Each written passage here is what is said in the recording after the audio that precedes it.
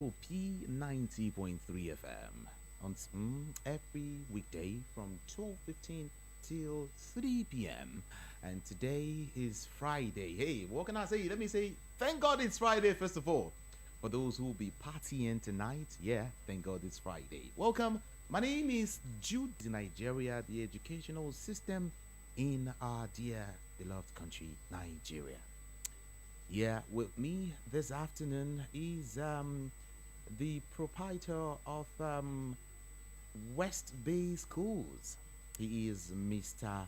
Alunge Adekomi. Although he's going to be joining us via the phone, yeah, we're going to be connecting with him shortly. And also, I have someone else in the studio again, Mr. Another.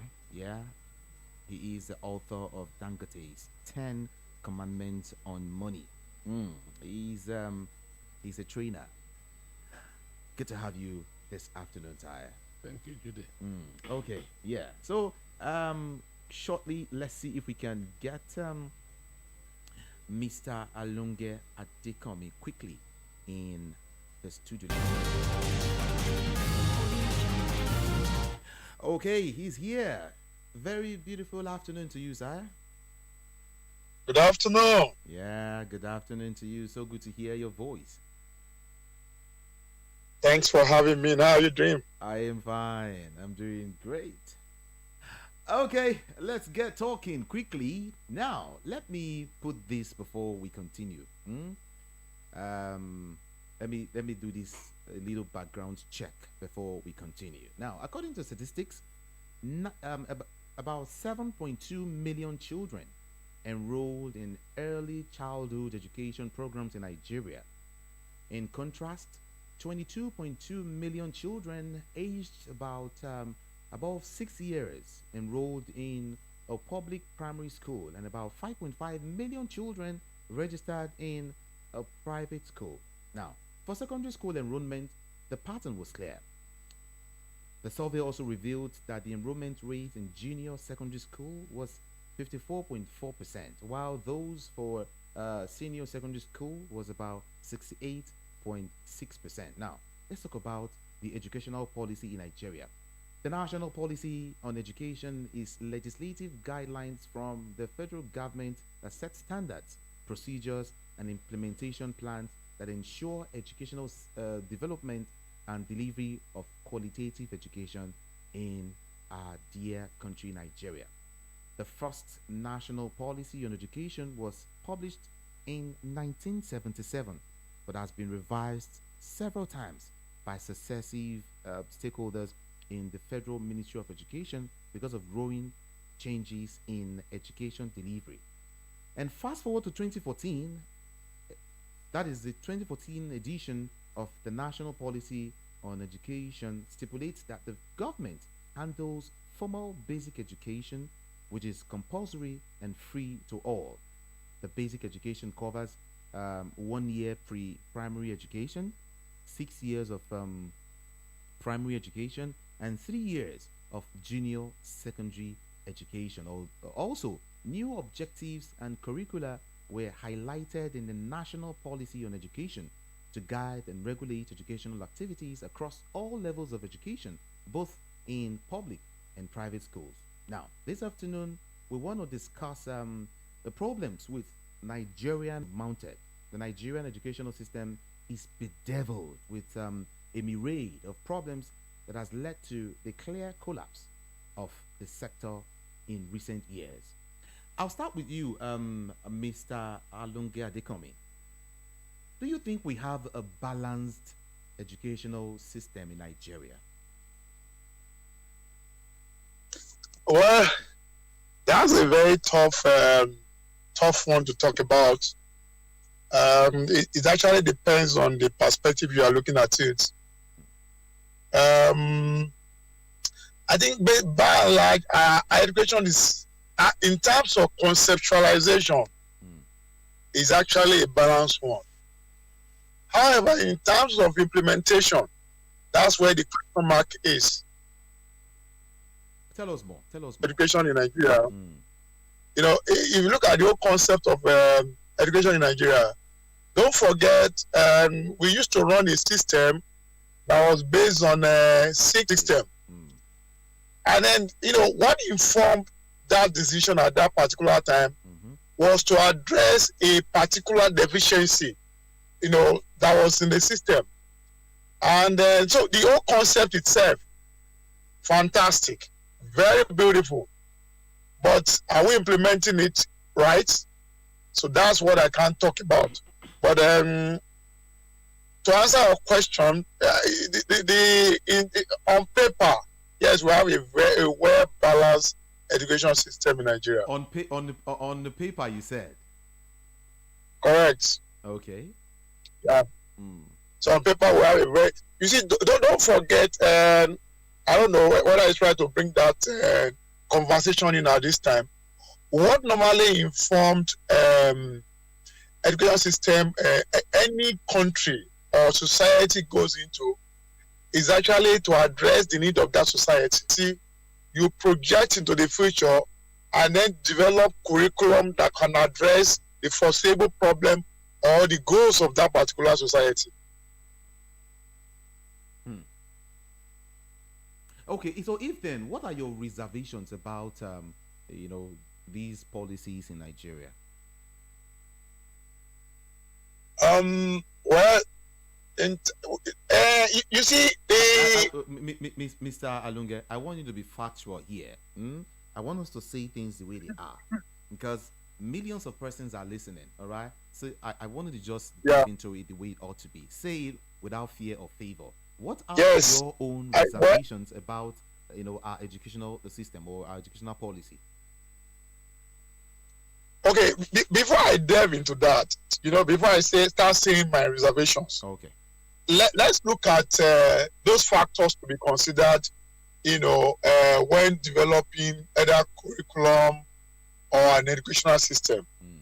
What are those factors? Number one, the philosophical basis of that society.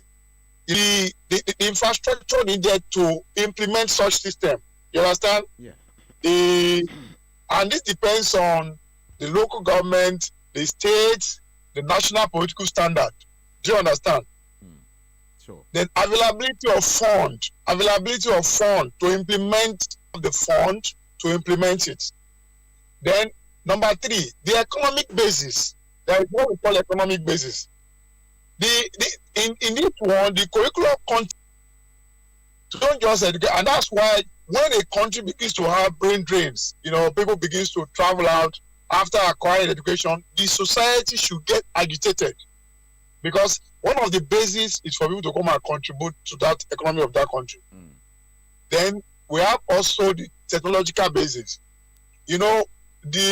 As technology begins to evolve, so is educational standard also expand to meet up with the technological development. Okay. Are you getting it? Yeah. At a particular stage in life, for example, when I was in school at my primary level, there was nothing like computer. Okay? There was nothing like the geography that is being taught at primary school level now, depending on the curriculum each school is running. Okay? Now, introduction of computer to primary school, there was a reason behind it, because of the technology, that is also evolving.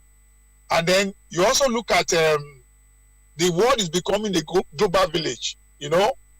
Nowadays our children are exposed to a whole lot of things, unlike before. So you also need to now begin to take that into consideration when you are planning the curriculum of schools or the educational system. The other ones is the social basis. There must be a social basis for it. Curriculum development consider the diversity of each country, the language, the religion, the traditions, the cultures, and then also try to encapsulate the whole of this as part of the educational system. And so on. You have the psychological basis, a lot of the sociological basis. So there are a whole lot of things to consider when you are talking of the development of education. So the reservation I have at this stage probably could be because you know, the concept that was developed, government do not have the resources, you know, to actually actualize it, to action it, and then to implement 100% of it. And that's why you see a lot of private sector coming into, you know, a lot of gaps. You know, you have a lot of gaps as a result of paucity of fund on the side of government, which the private individual now try to cover up for the government. So my reservation is actually the implementation of that educational policy. But on paper, we have fantastic educational system. Okay, thank you so much. I also have one of my ogas in the studio. I would love to ask him, you know, same question that I asked you before I come back to you. Just hold on, please. Now, Ms. Anosike, Okay. let me ask you now. Do you think we have a balanced educational system in Nigeria, like I asked him? Well, I agree with him partly because the problem with Nigeria Okay, partly. yes, the problem with Nigeria is not producing fantastic documents. We have thousands and thousands of fantastic documents. But what we lack is the political will to implement those documents. Okay. So on paper, what they wrote is okay. But two things comes here, the political will and the resource to implement such. Okay, hold on, please. Mr. Longe, hope you can hear him. Yes, I can hear you. Okay, please go on. Yeah, so the educational policy is fantastic. It's out of this world, just like every other document. We have thousands of them. But most of the time, there's no political will to implement those documents. There have to be political will first before resources or the economic will. So these are just done and put in the cupboard. And from what you read, the last time it was reviewed is 2014. 14. I think that's outdated. Knowledge are coming on every day by day, understand? And ideas expires within 6 months. So for these things to work, there will always be continuous review of the curriculum. Okay, what formed the 6334 stuff is because system of education. yes, yeah. before then, they told us that we are going theoretical. So it is skill development that informed the 6334. Understand? Okay. Just because we are not a skilled country. The theory aspect of education is there, but the skill aspect wasn't there. So this is what formed the 6334. We started around the 1985 or 86. Okay. Understand me? 1985 or 86. That's when this 6334. But and that's what led to the bringing of technical colleges and stuff. But from there till now, nothing really has been achieved. We are still more of a theoretical country than a skilled country. But in your own opinion, what would you say happened? Political way to implement and the gap. And then we were under a military government for more than 30 years. These guys are not education conscious. They came in through the barrel to see a lot of changes, but that's not compared with what is happening in other countries of the world. Okay. Yeah. Yeah. Okay, then what would be your own reservation? What do you think would have been done instead of these 6334? 6334 is a good idea, but its implementation. Just like Mr. Alonge mentioned. Sure. The document is fantastic, but the political will to implement it is not there. And again, the resources. Wait. I don't understand. Mr. Alonge mentioned resources. You also mentioned resources. Are you saying that government does not have the resources to take care of this thing? I say to tackle political will first. Mm-hmm. Then resources. Mm-hmm. Even if you have all the resources in the world, but you don't have the political will, you cannot do it. So Political will. the first thing is political will. let us achieve what is written on this document. And I said that there, 1985, 86, we were under the army. And the army, they came in through the barrel of the gun. So they don't need your theories. They don't need your education. They don't care. So they don't have the political will to implement those documents. And as I say, for us to be up to the other the other economies in the world, there must be political will to implement those fantastic documents. An instance, in the world today, only 10 universities in Nigeria is among the first 1,600. And the best one is around 456 or so. Understand? So there's no university in the country today that is among the best 400 in the world. What does that tells you? Thank you very much. Mr. Alunge, let me get back to you now. You also mentioned these. You spoke about political will. You spoke about, what was that again you mentioned? They mentioned resources. Resources. Yes. Yeah, that's the word. But then, some persons have opined that our education system is really not. I'll ask you, Mr. Anosike, the same question. Your opinion, please. Well, I will not totally agree with that notion. It is actually the society. How do I put it? The question you ask yourself is this: why would you take a Nigerian studying here? You take the same Nigerian abroad. You know, because I've seen a whole lot of these. And they excel so much. What I'm talking is somebody that passed through our primary educational system, our secondary educational system, they finish secondary school here, they go to university in abroad, and they excel. They do not have right leaders.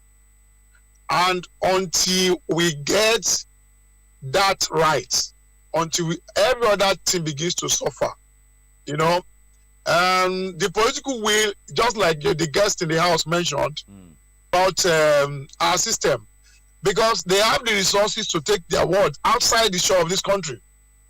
And so, you know, what needs to be done to put the educational system on a right footing is neglected, or is not attended to, or is relegated, you know, maybe probably to, you know, and so you look at the allocations of fund, you know, in terms of getting our priority right in this country. How much is being allocated to the educational system? I don't have the figure, but I know it's far, far below what United Nations recommended. You know, so and if you how do I put it? Before United Nations will come to a particular, you know, factors to be considered in allocating funds to education, there must have been a whole lot of research that goes into it. And if we are not implementing that, then we will expect the rot that we are finding in the education system to come in. However, another part of it is Nigerian population is exploding.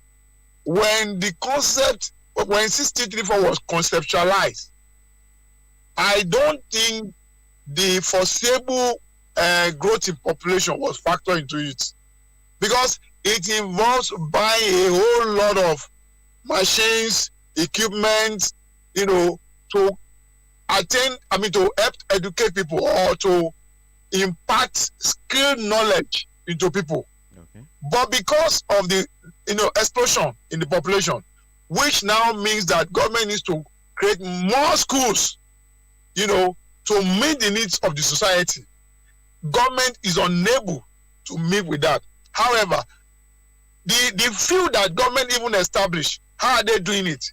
Are they fully implemented? I don't see that. All right, Mr. Anosike, hold on, please. Mr. Anosike, would you agree with what he said? He said he doesn't really agree at first. You know, his first line. He said he doesn't agree that our educational system is, is not meeting the current realities. You know, That's the truth. citing the example with students going outside the country, to go gain, further knowledge in education, and that they are doing well. Well, we don't really have that percentage. We don't really have that percentage of the number of people that are doing well. But there is this notion that doing your primary, secondary in Nigeria, then going abroad for university is good. Understand? But I don't really subscribe to it. In anything at all, foundation is very, very important. The foundation of our educational system is shaky. It's not right. It is not right. Now, let us begin with the teachers. How inspired are they? All right. How inspired are they? How motivated are they? For you to bring out your best, you have to be motivated. How are the teachers being motivated? Then, those teachers, are they in that profession because they want to teach, or because they just want to have a job? Okay. So people can go into teaching just let me not be idle, which means what incentive are they giving to you will now inspire those under you. It's when you are motivated that you motivate those under you. The teachers, how motivated are they for them to motivate the children? So so this is the foundation of the education. So Nigerian students are struggling to learn more than the students in America, more than the students in United States. They put far more effort just to cope with what is happening abroad. The facilities are not here. So, just like a businessman, you have to provide yourself with everything. If you are a child in school, they will tell you, buy a laptop, buy a phone, just to see if he can be at least at par with those abroad. So you don't have the equipment that they have. There's no way you can be at par with them. So saying that people here, if you do secondary school here and go to America, you do better. We don't have such a record, but only few do that. Only few do that, but you have to put in more effort than them. Matters. We're talking about education in Nigeria today. Issues, the big issues we've been having in the education sector, all right, in this country. But then let me put this straight. Talking about budgetary allocation to education from 2015 to 2022. Let me run through that before we move on. Now, in 2015, I think 10.79%, right, was budgeted, and in 2016, 6.7%. Yes. And in 2017, about 7.38%. 2018, 7.04%. 2019, 7.05%. 2020, 6.7%. And in 2021, we had 5.68%. And in 2022, some say it is the lowest so far. The lowest so far, 5.39% in 2022. The lowest so far. Now, let's narrow this to how it affects, the children, our children. Let me come to Mr. Alunge right now. A child of 5 years in Nigeria, I discovered, is offering more than 15 subjects in school, offering more than 15 subjects in school, in class, on daily basis. How does that affect you, sir? Do you think that is okay? Do you think, well, it's fine, or okay? And well, I will answer that within the concept of or context of evolution. Okay, society keep evolving, Likewise, the knowledge base keep expanding, keep evolving. Okay. Personally, I will not subscribe to 5 years old kids offering 15 subjects, because it's actually in Nigeria that you take 1 year old, 2 year olds to school. Even in Britain, it doesn't happen. You know, you don't belabor kids, born properly with their parents. But because of the situation of the country, most, I think is what you don't enroll in primary school. But now you have 2-3 years old in school, simply because the mother has to go out, to support the father, or or vice versa, whichever way you look at it. And then they tends to look for a school, and then you place. So the aspect of having students, doing many subjects. Number one, I don't know. In my school, we don't have up to 15 subjects for 5 years old. Basically, we don't. Oh, really? At the play group, we don't. At the play group, we don't, because we concentrate more on child development. We call it, there's early there's a curriculum for early childhood educational development. There's a curriculum for it. All right. So it's different from some school. I don't want to talk about schools, but I don't really think a lot of Nigerian schools practice having a 15 subject for 5 years old. However, there might be some schools that are running that. I'm not aware of that. I'm very But very aware of schools. I don't think we should have some. Even more than 15 subjects for a child of 5, 6. Yes, I'm aware. Very aware. So what are they teaching such 5 years old? I don't know. Mr. Nosike, you want to talk about that? Well, for me, that's killing. Understand me? And that's why what we are raising in Nigeria is just jack of all trades and master of none. When a 10-year-old boy is being subjected to 20 or 15 subjects a day, there's a finite amount of this thing that the brain releases every time. Understand me? And if you are taking 20 subjects, if you are taking 15 subjects, the brain can never give you more. So now when you scatter all these things to that 15 parts, you end up achieving nothing. So, and this only happens in Nigeria. In the United States, I was in Stanford, Okay. and I went to their grade schools. None of them they focus more on their subjects.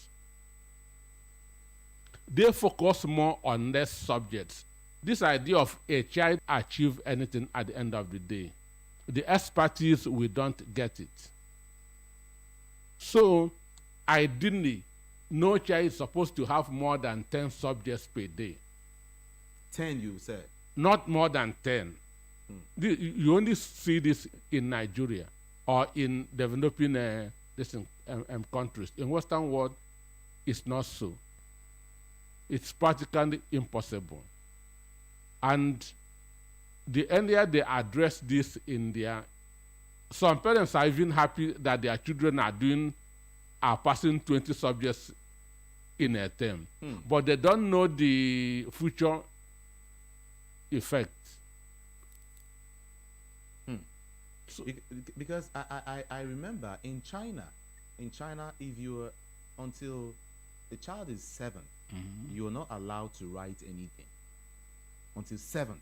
In fact, a friend of mine also, when he traveled, he came back, he confirmed it again and again. 7. He even picked up a job over there. He was teaching.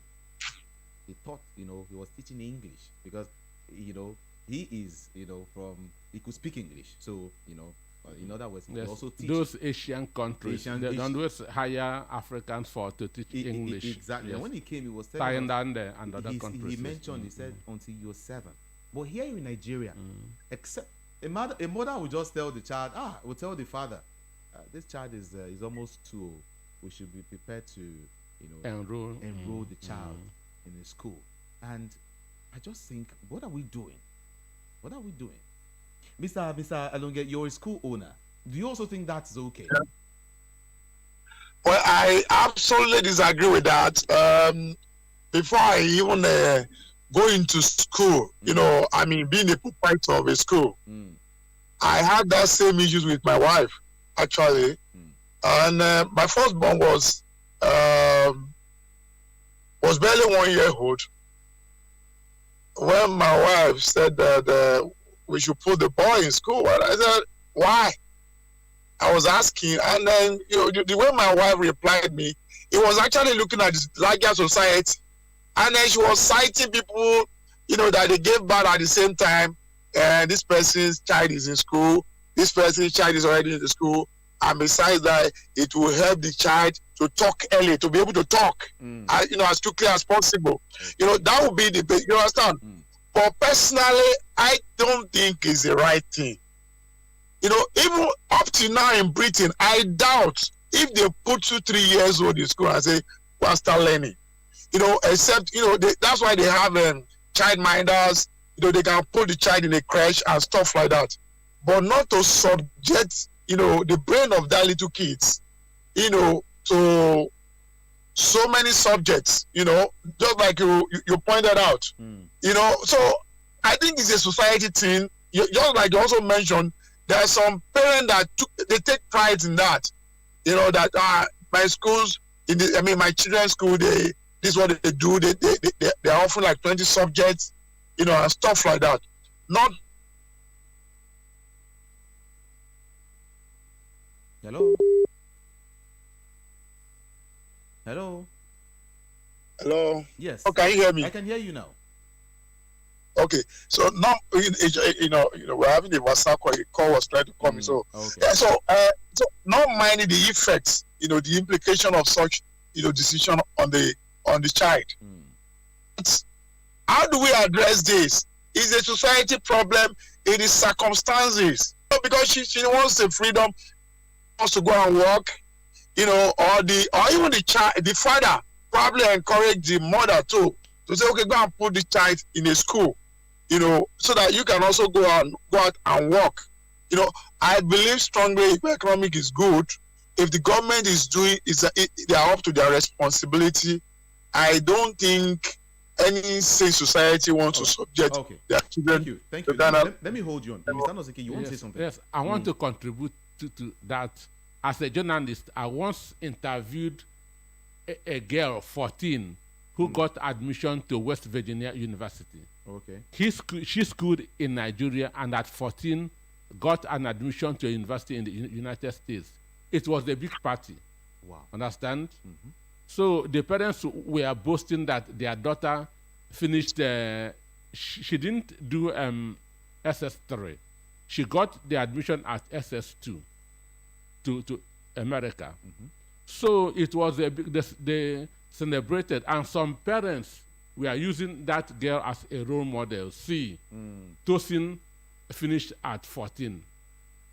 Then there's also this economic factor. These days, most people are graduating at 19, 20. And you see some banks say that they don't employ people older than 25. Some companies are not employing people older than 27. So what do? You have to put in everything to graduate so that you can get work at the end of the day. So the economy is also part of this. If you start primary school at 7, understand, you will be getting to that 23, 24 before you graduate. So your chances of getting job is not there. In my own time, we used to put our hand on our head. If it's touching your ear, then you are qualified to start school. And that's between age 6 and 7. Do you understand that? Sure. And the same thing is also happening in my family. My son is 13. He is in SS1 Okay. because he started very, very early. Even though it wasn't my encouragement, the mom wants it so. So what would you have encouraged the At child to do? least for him to start at 4. That would have been ideal to start at 4. But most of these children now, they will tend to bring to crèche to kindergarten to 1 to grade level 1. Understand me? So by then, a child that is 7 is already preparing for common entrance, and parents boast with this. So much. Understand? So much. So the little girl that got admission at 14, their parents celebrated it. But to me, I know that it's not good. When I was in, they called me to interview her to put it that's on the newspaper. Understand? Yeah. But when I was interviewing her, I know that she's not matured to be in the university. And this is what these private universities have cost. Those days, for you to be in the university, you have to be 18. And now you can find children of 14, 15 in the university. what? Understand? So the mental development is not there. And at the end of the day, that's why by 40, 30, 40, you are becoming frustrated because you miss a lot of things. How you have grown up as a kid, you miss a lot of things. We're having a conversation, and we started talking about children staying in school for a longer period of time, every day. In fact, I think she mentioned, they said children stay in school for a minimum of 8 hours. 8 hours. 8 hours Yes. every day. Mr. Lunge, don't you think that's too much? Or you think it's just okay? 8 hours. That's like, I'm trying to imagine that. That's like the school resume maybe 7:30. Yes. No, know, let's say from so- 8 o'clock in the morning, till like what is that? 2. 7:30, 7:38. They are in school already. Yes, I think now. some schools 7 o'clock you are in school. Yes, You should be in yes, school. So 8 hours, sir. What do you think? Well, I think 8 hours. It depends on the level.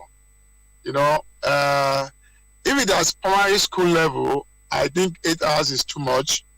Okay, primary school But at level, secondary, yeah, but at primary school level, I think 8 hours is on the high side.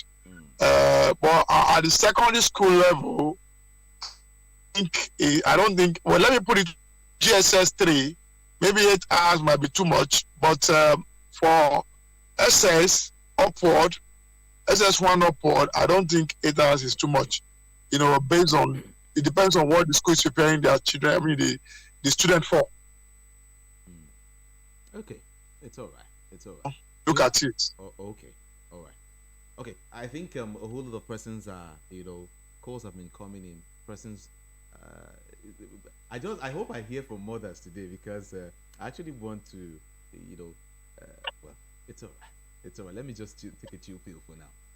Let's get to open up the studio line so you can be part of the conversation, all right? Formally open up the studio line so we can talk, all right? And don't forget that we're streaming live on all of our social media platforms, especially YouTube. You can go there and drop a comment there.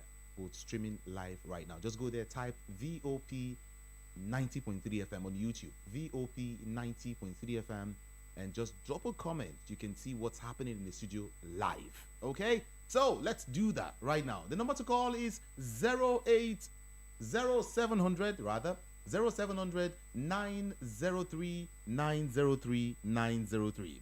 0700 903 903 903. All right, that's it. And I have been discussing with the proprietor of West Bay Schools, Mr. Alunge Adekomi, and of course Mr.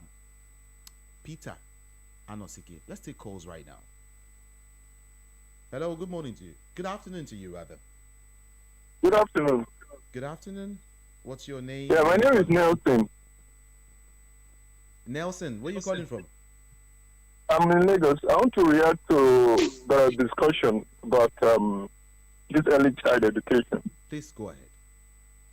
Yeah, I found it a little bit strange. I want, particularly the last caller, he said during his time, they uses the hand measurements, right? Mm. So, my elder brother happened to be ahead of me, and we went to school. I still have the picture, and that was the same thing that was done to him.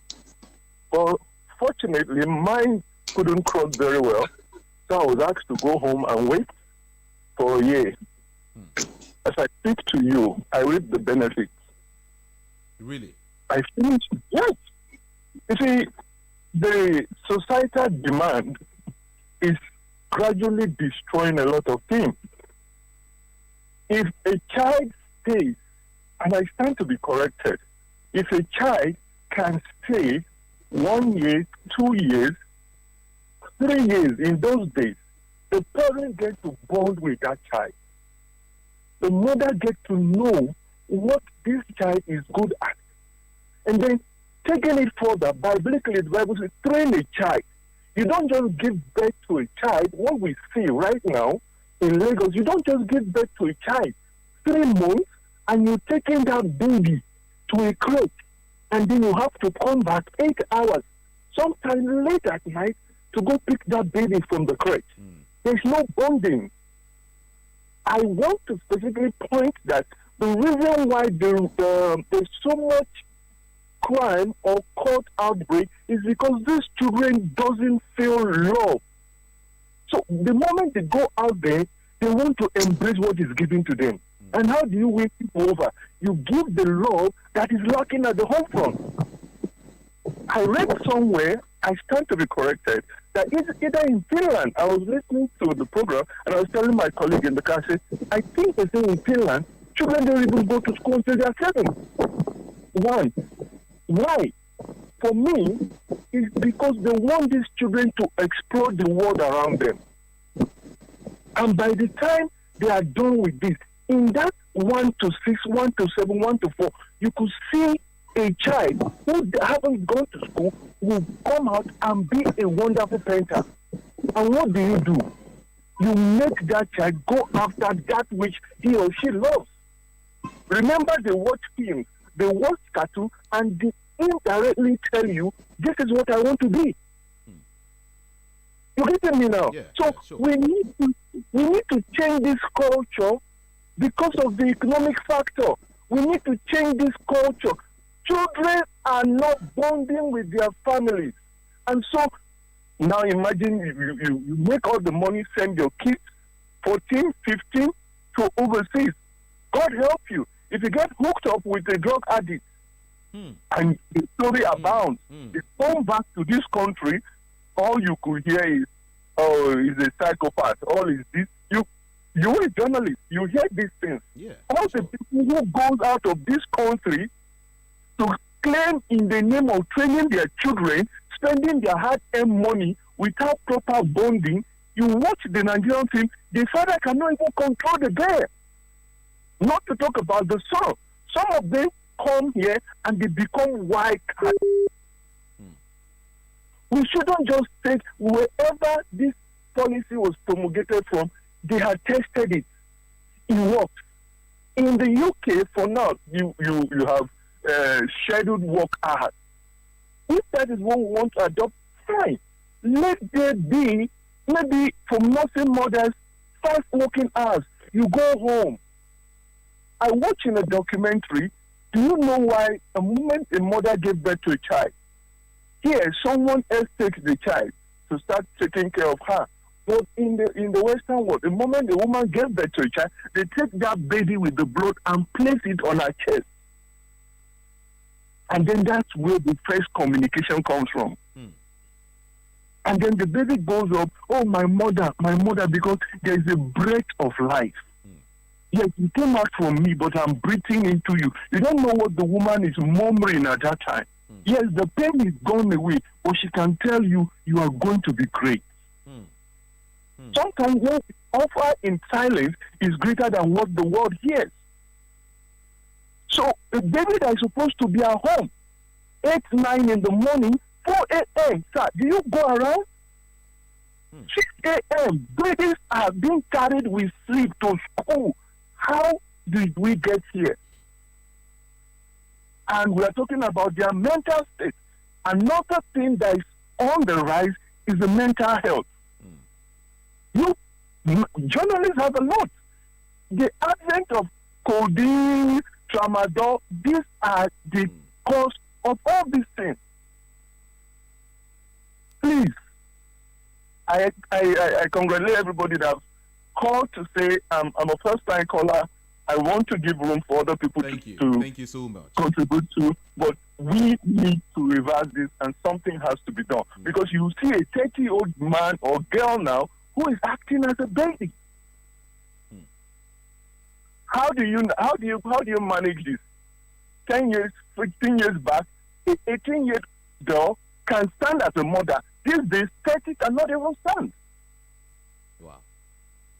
Those days, in the early 80s, 15 years, 20 years can stand and withstand storm, because you know why? You eat with your father. He trained you. This is how to behave. This is what you should do. This is how you talk to people. And when the father doesn't get to see the son, only hear a report from a teacher, we don't even know. We have heard cases of abuses. We only hear of what we see. What about the one that is unnoticed or unheard of? Have a good day. May God help this country. Amen. Thank you so very much for calling. Mr. Lunga, you heard what he said, right? Hello? Oh, okay. Mr. Nosike, Yeah. what's your reaction to what he said? He is absolutely right. Because if you check now, children spend more time in the school than they spend with their parents. And this doesn't help in the bonding that he's talking about. Okay. This doesn't help in the bonding that he's talking about. 6 a.m. school bus has come to carry the children. They will be in school and the parents will be at work. After school, they will say lesson begins. Understand? This is just to keep the children in the school until their parents come back from work. So even that 8 hours that you are talking about is not even enough. Some spend up to 10 to 12 hours in the school. Wow. And the parents structure in such a way that school will now be the custodians of the children, no more parents. Another home. Another home. 7 to maybe to 3 is school. Then it's say teachers start lesson with them till around till I come back. I come back and pick him. Maybe sometimes till 7. Till 7. Wow. Then the mother will come, take the baby home. Within 1 or 2 hours, it's night. Go to bed, because you'll be up around 5:30. So you can see parents don't know their children anymore, and children don't know their parents anymore. And this is one of the things that's contributing to the moral decadence in the society. So it's not encouraging at all. When you mentioned that, I also want to ask Mr. Alunge the same question. We offer, or let me say, we stress the children's brain on daily basis, because after school comes multiple assignments. Mr. Nosike, if you see some assignments that some teachers give to Mr. Alunge, I don't know. Maybe yes, maybe I don't know how often you go through these things in school. If you see some children's workbook at home, like the load of assignments at home, you marvel. Mr. Alunge, you're a school owner. Please talk to us. Well, you see, it's a very funny thing. Yeah, very, very correct. And I think it's a societal issue. Let me give you a scenario. There was a time we had a change of a teacher for a particular class. Okay. Now, unfortunately, that class was used to having a particular teacher that normally loaded, the students with a lot of assignments. Okay. And then a new teacher came in now. A new teacher came in, and maybe knowingly or unknowingly, the teacher did not give, up to what the other one, or the previous teacher used to give. And then two parents called in. And then two parents called in and said, what happened? What happened? This teacher is not giving my children, he's not giving our children assignments. He's not doing well. You said what? I said the teacher is not doing well. Correct. To them, it's like yes. To that particular, it's like that teacher is equate. They are complaining to the school and say, and I said, Madam, come. I asked them, what's the issue? Is it that they were not giving assignment at all? He said no, that it's so scanty. The assignment given to them, and you see when I tried to find out the basis for that complaint is because the parent wants those kids engaged while they are also engaged in other activity. Okay. They don't want them to have time to themselves. They believe that once they are off their book, they will not allow them to work, because that's a little finding that I find out.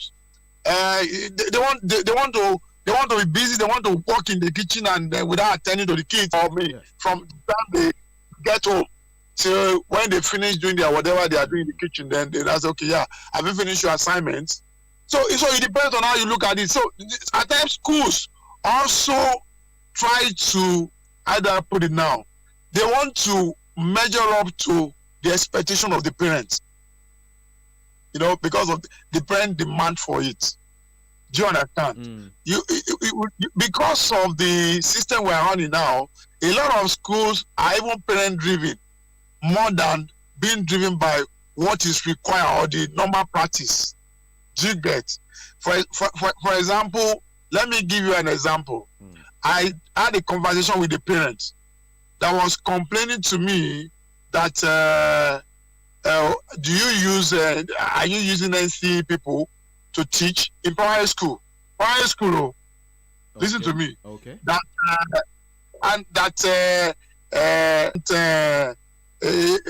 schools with NC and HND.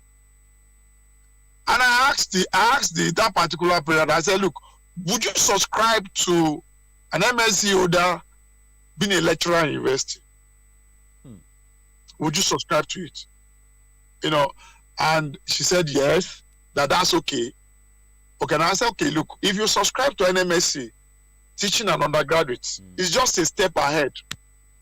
Why would you find it difficult for somebody that has passed through secondary school, went to NCE, and the complaint is the NC, a lot of NC outside, they cannot even construct good English. They cannot even, who are teaching now. I mean, looking at she was talking about the standard of education. You understand? Yeah. It has broken down to the level that had experience with a particular person. You don't use that to generalize that any NCE holder will not be able to teach in a primary school. I don't subscribe. So you now see parents prognosing into the affairs of schools. If they change these teachers, the student goes home and reports and tell them, we have a new auntie or we have a new teacher. And then the first thing the parents begins to ask is, what's the qualification of that teacher? Is he an NC holder? Is he an OND holder? Do you understand? That's the problem. So a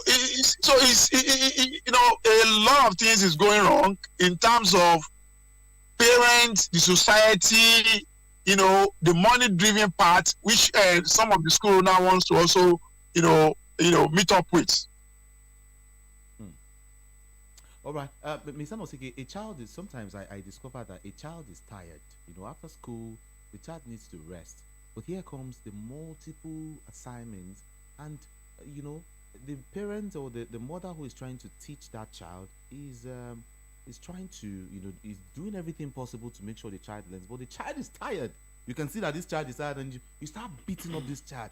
You are not serious. You are not learning. Yeah, no, no, no, no, no, no. And the child is crying. Like, you need to, this child needs to rest. Please. Well, the issue is this. See, most of the schools today are being run by parents. Understand? I don't understand. Most Yeah. of the schools today are being run by parents. Okay. They decide. They decide what happens in the school. Understand? Okay. I've been to a school where a parent was scolding that's a headmistress. My child comes to school late every day, and you don't do anything about it, and I'm paying school fees. So I said, excuse me, sir. This is not the problem of the headmistress. It's your own problem. The role of the teacher starts when your son gets to the gate of the school. If you wake your son up early enough, he will get to school early enough. So that your son is coming to school late is not in any way the fault of the school. It's your own fault. So the parents was threatening, I will withdraw my children, I will withdraw my children. So most of the private schools don't like parents withdrawing their children. So whatever parents now do or ask for, they will They give it. implement, which is wrong. Which now goes beyond the system or what was stipulated for the students or for the children. So parents also want homework as to keep the children busy. Not even whether they understand what they are doing or How not. did we get here? Just to keep them busy. Then now, and teachers are now overdoing it. They are doing overkill. They will give 5 online assignments. The one that you give your son or daughter phone that to do. So, Then they will also give the workbook assignment. As the child is doing it, the mother is in the kitchen, maybe doing other things. Once the child is through, hey boy, it's time to go to bed. So which means that day the child has no relationship, no interaction with the mother. nothing. Then how can a child bond with her mom or her dad? Understand? So this there's a limit to what any child can do. That's why at times when on vacation, parents send their children to this holiday stuff. Understand? No time for the child to rest his brain. This is not encouraging. Understand? You are not giving them the best at all. They say all play and no work makes Jack a dull boy, but all work and no play makes Jack a lazy boy too. So there must be harmony between work and the rest. There must be harmony between work and the rest. Otherwise, the body will break down. And as the caller said, this is helping in the mental cases that we are having. Statistics said that out of every 4 Nigerians, one has a mental problem. Wow. Which means we have over 50 million mad Nigerians. And the educational system may be a contributory factor. And it's not good at all. All right, let's get to open up the studio lines again for you to participate. Let's talk about our educational system in Nigeria. The number to call again is 0700 903 903 903. 0700 903 903 903. Now, I will ask you a question, Mr. Anosike, and also ask Mr. Alunge same question and see if he's got a different opinion. What is the essence? I really want to take this a little bit further. Okay. Let's take this call before we continue. Good afternoon. Good afternoon. Good afternoon. Welcome. What's your name? About to contribute to the educational system in Nigeria. All right. What's your name? Hello? Are you there? You can call back. I want to ask you, Mr. Anosike, what is this? What is the importance of the GSS3 result, the GSS3 certificate? But hold on, please. Let's talk to this person. Hello? Hello. Good afternoon. Good afternoon. What's your name? My name is Cash. Please, you can speak up. My name is Cash by name. All right, welcome. Yes.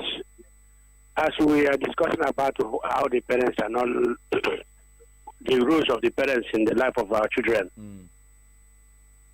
there are some blames that are supposed to go for the schools themselves. Okay.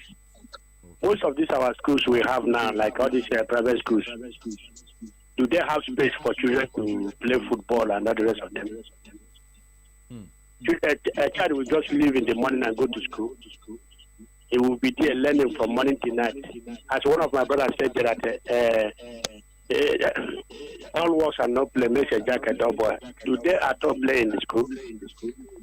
Because I can remember in our days, we have time for break. We play football. We practice running. All these things, this time around, nobody's there. We don't do them. So charity begins at home. Our government is supposed to do the needful in making sure that anybody that establishes school must have a very good environment for that. Create environment for children where they will play during recreation. So by so doing, we will now know the role that teachers are supposed to play, that are playing it. So it is wrong that our at home students are not supposed to be engaged with so many assignments because they are still a little. But in our schools also, there are things our teachers are not doing, are not getting right, which is allowing the children to play when they are supposed to play. Okay. So this is my contribution to what people are celebrating. Thank you. Thank you. I appreciate you. Why sports is not thriving in Nigeria. In my own school those days in the 80s, the Ezinwa brothers that ran 100 meters race for Nigeria were discovered during inter-house sports. Because we have a very big football field where we practice every kind of sports. But with this private school, you see just a room, understand me, or a kind of system that's using a kind of a plot of land for the school. No space for recreation. Okay. So people who are talented can never be discovered in such environment. People who can run, people who can play football, people who can participate in other sports cannot be discovered in such environment. And this is one of the things why sports is not thriving in Nigeria, because these private schools don't have enough space for recreational activities. Yeah. Okay. Let's take more calls now. 0700 903 903 903. Good afternoon. Hello. Hi. Good afternoon. Good afternoon. I call you once, Please but move I'm away from calling the you radio the set. second time now. Okay, please move away from the radio set. Yes, I've been out of the radio. Oh, all right. Please go ahead. Are you hearing me now? Yeah, I can hear you. Uh, Okay, please, you have to move away from your radio set. I beg you. All right. Yeah, if you must call, move away from your radio set or just turn down the volume. I beg you. 0700 903 903 903. I still have Mr. Alunge Adekomi, the proprietor of West Bay Schools. All right. Let's take more calls first. Hello. Hello, yes. I've off the radio. Okay. Mr. Bolaji from Isheri. Okay. In our own days, parents don't have any authority on schools. But now, proliferation of private school have cancelled all that one. have even cancelled sports. You just see somebody rented a place like 4 rooms and established school. You don't know whether it's even approved by government. All sorts of things just happen. And when parents begin to dictate, they don't have a say. Proliferation of schools, proliferation of churches. In some churches itself, they will beg you to say, we are looking for members. And when members come, whether it's his armed robber, they will take him just to get the money. The same thing happened to the churches, to the schools. We don't know. Our government are even asked to it. Don't beat children. Don't do this. Don't do that. When you don't want to beat children, tell the parent to educate his child. Tell the parents in our own time. When you see your teacher is your teen God, you will run away from bad things. Okay. You will run away from bad things. All without putting inculcating discipline, you cannot achieve anything. We rely on Western world. Rely on Western world. We've not practiced we've not gone through all what Western world have gone through. Corruption, everything. You can see all over the world now where they are driving our Nigerian people. Driving them for what? Because we have, they say charity begins at home. When somebody who is playing Baba Jebu, somebody who is not well organized at home, went abroad, what will happen? They will drive him back. Okay. That is what is happening to all our children abroad now. And we are saying children of this thing, they were leaders of tomorrow. When we begin to have leaders of tomorrow who are kidnappers, who are armed robbers, who are this, who are ritualists, when can government not take a full stand, security this thing, on all aspects? If we don't take full this thing on all aspects, we have it wrong. We will have it wrong. You will see an armed robber organizing a school, so it's a school preparator. You will see an armed robber being blessed in the church because he brought thousands of millions of naira. You will see an imam making somebody who is an armed robber, giving him Baba Adini, Baba Dad. Nigeria have got it wrong, you. If not, we are just saying this government is not good. That government, if another government come, as we are mentioning Buhari, we will be mentioning another government name now because we don't have. Even if God send angel to Nigeria, the angel will run away because of our bad character. Thank you so much for calling. I appreciate your call. Okay. Thank you. They said a whole lot, But then I asked a question. I'll take more calls. All right, just keep your calls coming in 0700 903 903 903. Mr. Nosike, what is the importance of that GSS3 WAEC certificate? Well, GSS3, they call it Junior WAEC. What's the importance of It- that same Junior WAEC? In my own time, that's what they used to call the G4. Understand? G4, Okay. Junior WAEC. So basically, you pick a call. Hold on, let's take this call. Hello, good afternoon. Good afternoon. Yes, good afternoon to you. Good afternoon. Good What's your afternoon. name? Good afternoon. We can hear you. What's your name? My name is Eda Pax. All right. Welcome.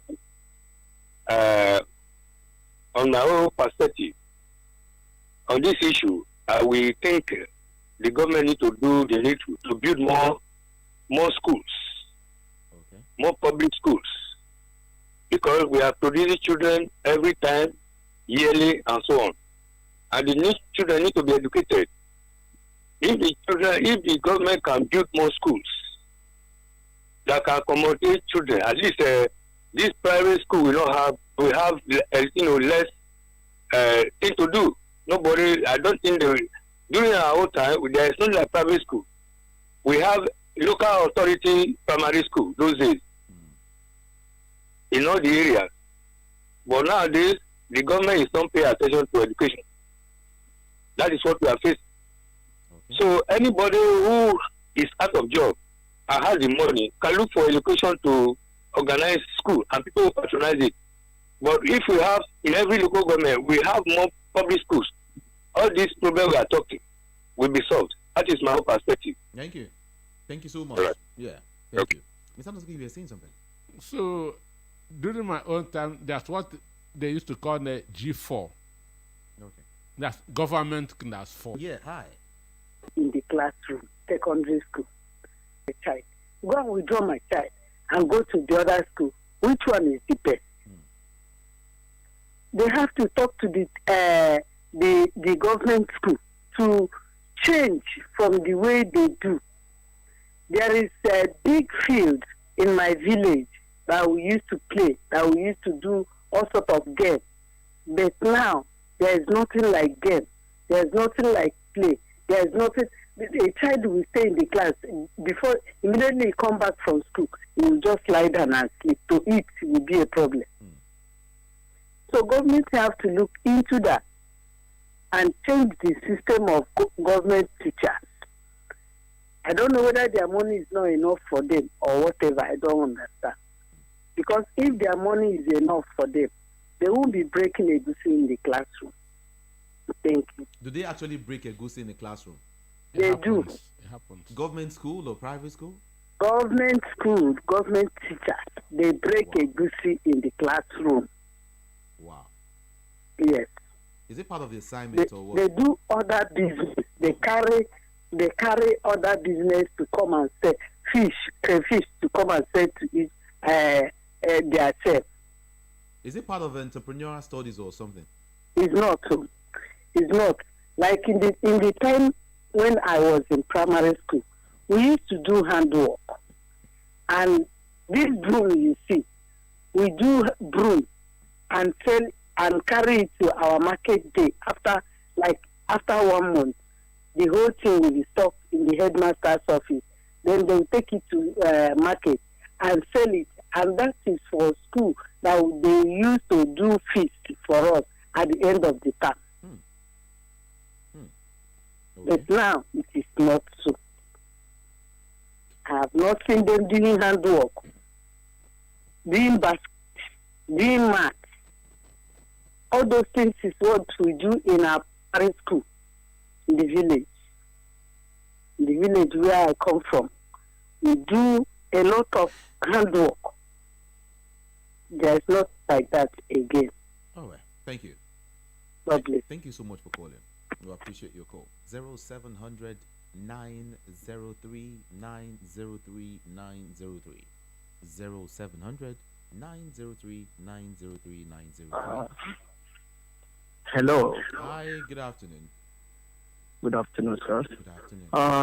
Prof and the journalist in the house. Very big job you people are doing. I love this job when we air out things like this. You see, the last caller just interrupt something that is not supposed to be so. In his days, that is when they break melon in the school. I don't know which state you will see teacher breaking melon in the school.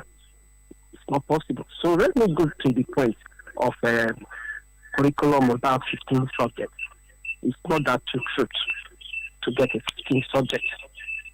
At least minimum is 12. I don't understand.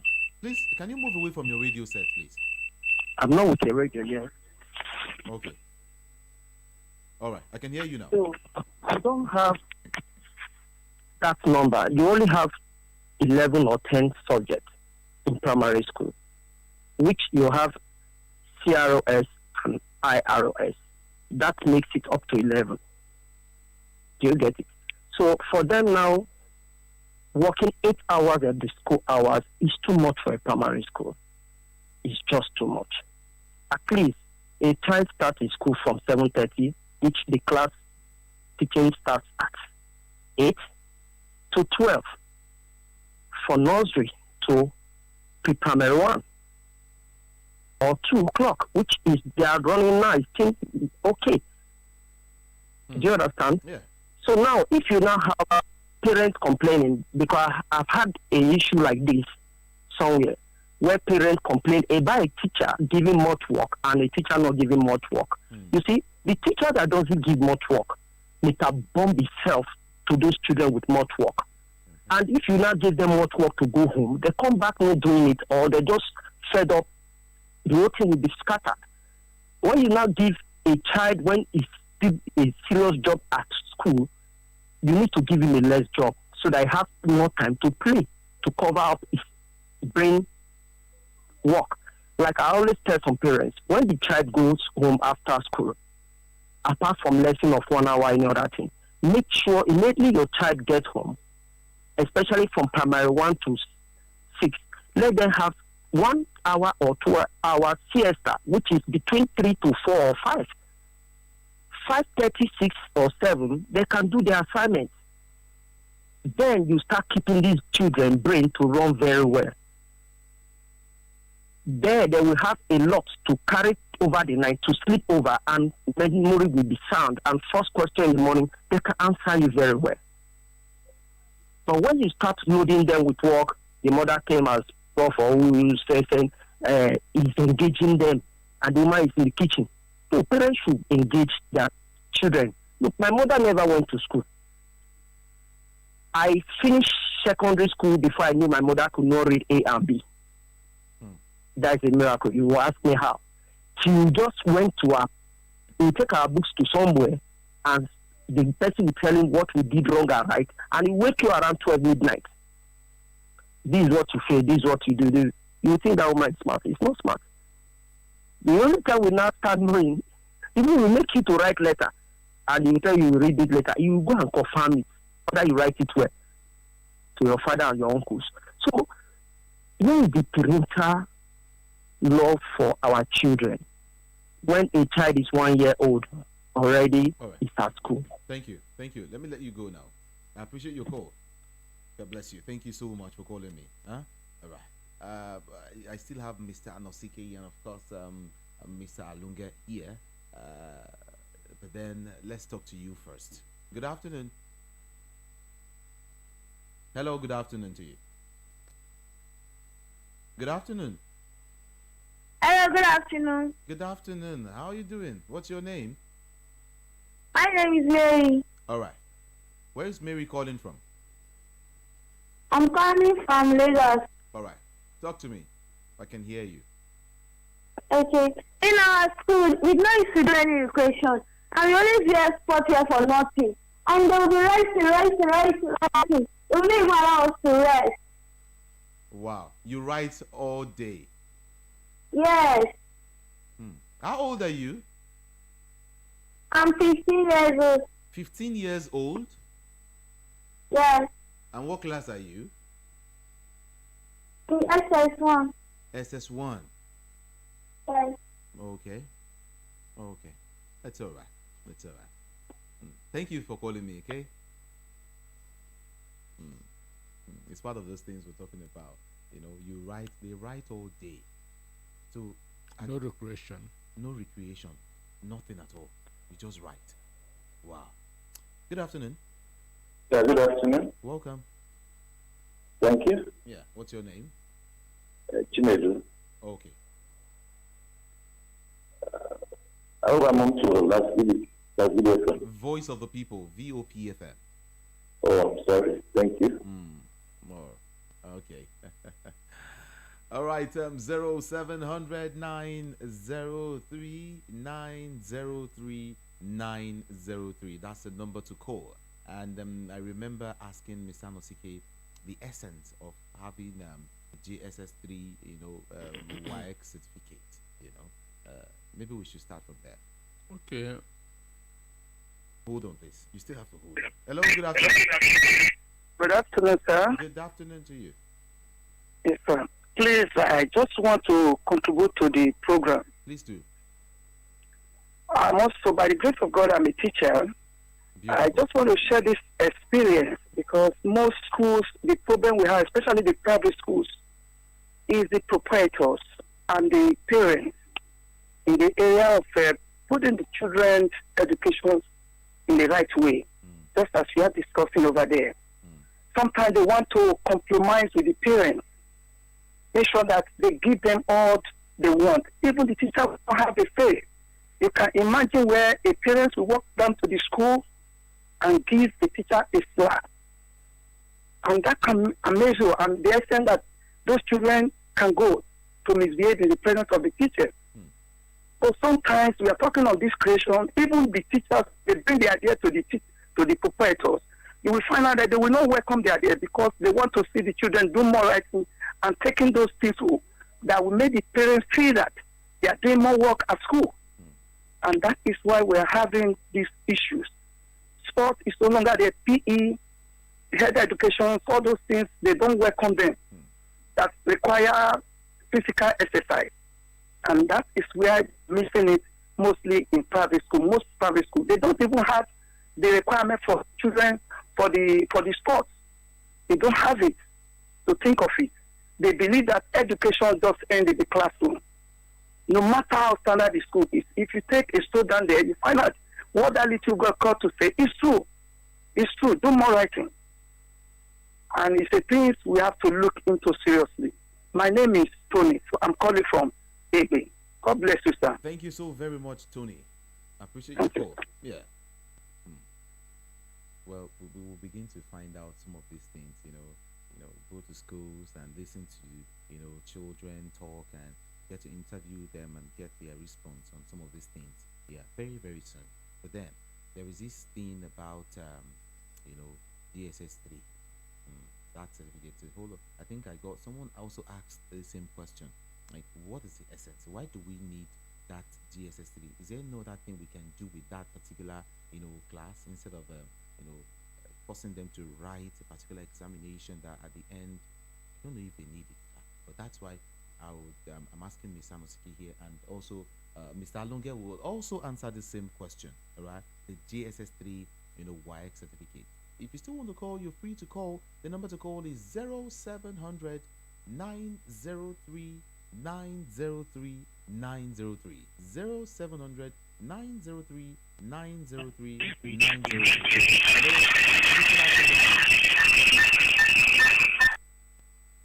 0700 903 903 903. Someone could talk to us. Yeah. So, in the introductory part of this program, I said that the purpose, what they formed the 6334 is for us to move from theoretical to technical or to skill nation. Because up to today, even with the introduction of the 6334, we are still not yet a skilled nation. We are still doing more of the theoretical stuff. So what informed it is for us to develop skills. So, and the idea was the first, the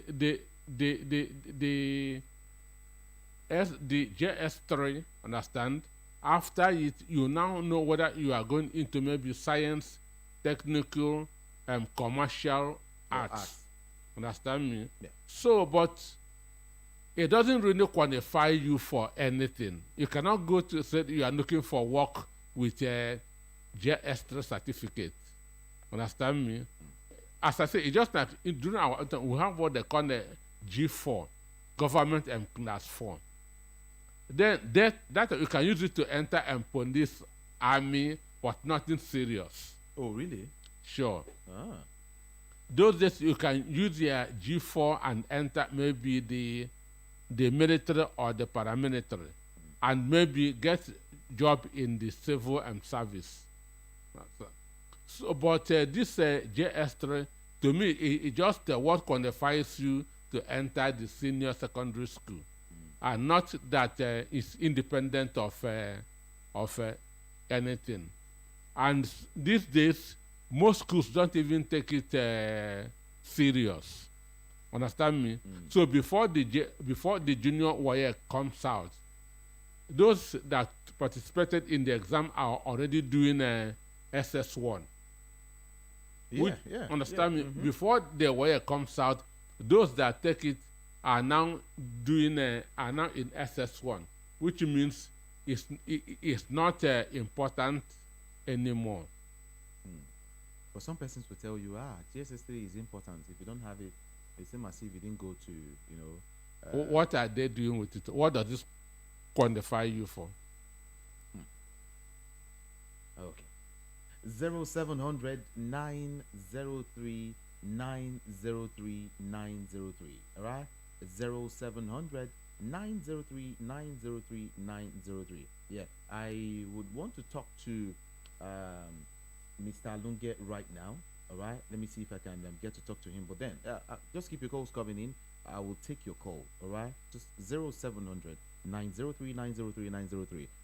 Mr. Alunge, I want to ask you the same question. What is the importance or the advantage of having a junior secondary school certificate? Okay, let's look at what actually informed having a 6334 system. Because it will still take us down to the non-implementation of the educational system that was well conceptualized. The essence of having junior WAEC is to be able to have people that may not be talented, to further, to further their study from GSS. Are you listening? Yeah. Okay, so that's what informed it. So what it simply means is you are expected that before you undertake that exam, you will have been equipped with some skills, maybe carpentry skills, metalwork skills, welding skills, that was part of our plan, at the, curriculum-wise. The students are supposed to have acquired those knowledge. So I haven't done the exam now. If you're unable to get to a particular threshold, you are expected to be put into society where you can now begin to, practice with that skill that you've acquired in school. And then those ones that are academically inclined can proceed to SS classes. But we don't have that now. And it has to do with the failure of the government, because a private enterprise, a private school that is running would, not just that, even from the parent side, parent doesn't even want to listen to the fact that, their wards or their child may not have the mental capacity, to proceed to SS class. And as such, if you don't give them that room, they take that child to another school. And it's simply because on the public sector, I heard of a woman talking about, working with Melon in classes and all the rest. Yeah. The question is, why do you have even the public school teacher having their children in private school? So something is wrong somewhere. Because the so-called public school teachers, they are actually well trained, because most people or most teachers will probably be inclined to work with government in the sense that they earn better pay. But they themselves, they don't put their kids in public school. They put their kids in private school. So something is wrong somewhere. Do you understand my point? Sure. So it's just that the essence of that certificate has been defeated due to the norms, I don't know, the misnomer in the society. Let me just put it that way. And that's why the space that should be occupied by those people that are trained is actually so clear now. We don't have artisans in the society. There are not that many again. And that's why now you see the artisans' fee. They practically dictate now what they want to collect. And it's getting worse. People are not learning directly. They are not learning in school either. Do you understand the point? Yeah. So the essence of GSS3, Becker or Junior WAEC is defeated because of how do I put it, lack of implementation of the educational policy that was conceptualized, and then the society itself, the parents also contribute to that part. Okay, it's all right. It's okay. 0700 903 903 903. Let's see if we can take some more calls right now. Hello, good afternoon. Hello, good afternoon. Hello. Good afternoon. Good afternoon. Yeah.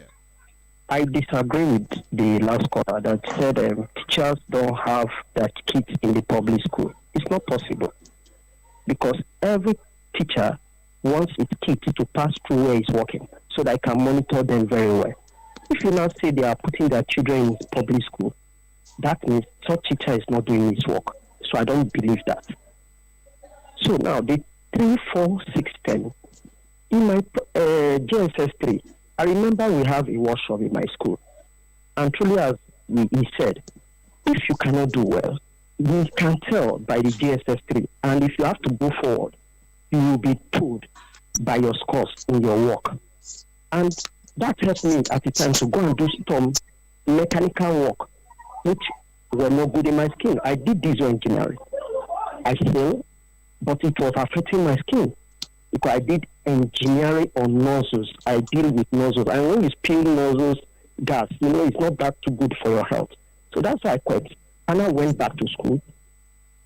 But that short period taught me a lesson. Because the GSS 3, I couldn't move secondary school.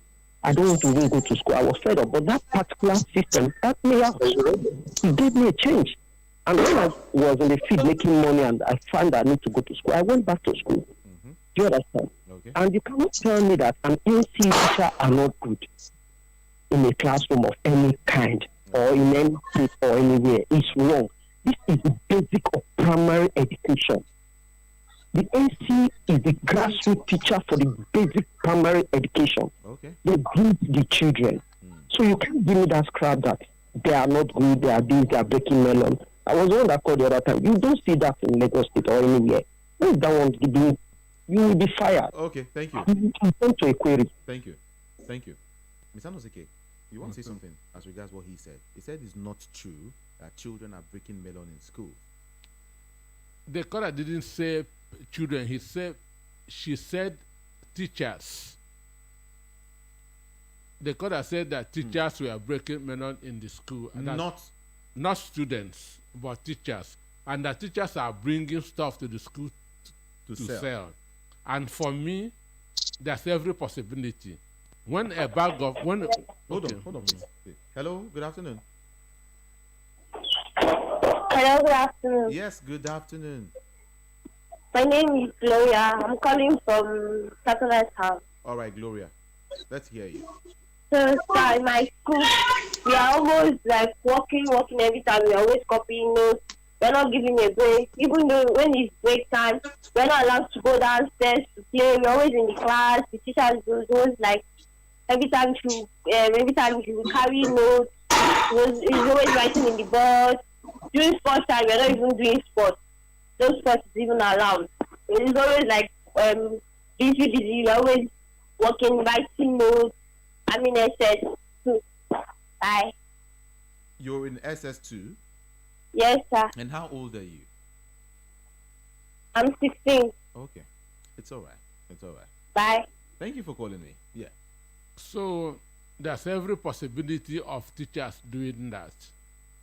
Now, when your multinational cannot afford a bag of rice, what do?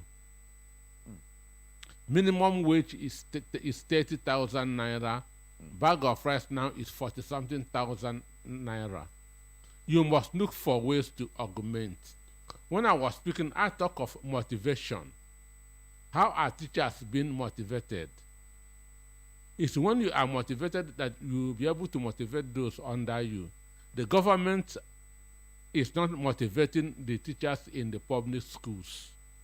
So they are likely to be doing what they call their side hustles to augment what is coming from at the end of the month. So the possibility of a But must that be in school? is not right. It is not encouraging, but survival is the first law of nature. Understand? Yeah. Hello, good afternoon. Hello, good afternoon. Good afternoon. Yes, good afternoon. Yeah, I just want to quickly contribute on the issue of whether a teacher break manner in the school or not. Okay. My school is on, my son is on, what do you call it? Why that discussion was going on, you know what I say? Two of my teachers fell plantain chips in the school. They did what? Another They teacher is a photographer. They sell plantain chips in school. Yes. Wow. So these things are real. We are in a nation when issue come up, people come up and make a defense. What are your findings? Nigeria is dying. People should rise up. We should speak for God's sake. The future of our children is our hands. Where are we heading to? Where are we heading to? I have been to my son's school and I lament and I always tell him, I regretted bringing you to this school. And this is a federal government school. Wow. I regretted sending my son. I know what it cost me to put him there. So if I can pay 60,000 a term, how much are they paying in last week? So why is it that, okay, this same son will leave school, leave home, 8 o'clock is in school, he will come back around 5. What are they doing in the school? So, please, let this issue be tidied up. We need a good Nigeria. We need a good nation. We need a nation that will move forward. We don't have education. We are just paying. Just like we are paying a NEPA bill and there's no light. This thing can't continue this way. Please. Thank you. Thank you very much. Yeah. What the teachers are getting is nothing to write home about. So they must do everything to make sure that at least they will be paying transport to the school. Wow. I've seen some schools in the villages you cannot even see that teachers send children to go and do farm work. Hold on, please. Good afternoon. Hello, good afternoon. Hello? Yes, good afternoon. Hello, good afternoon, sir. Yeah. What's your name? My name is Julius anyway. Oh, okay. You people are doing a great job. Thank you. So I've been hearing a lot about this issue of Nigeria, even people from outside, people from inside Nigeria here. Years and years. Well, the question I want to ask is that the senators, what are they saying? Are they not telling this country to keep it right? That's my question. Okay.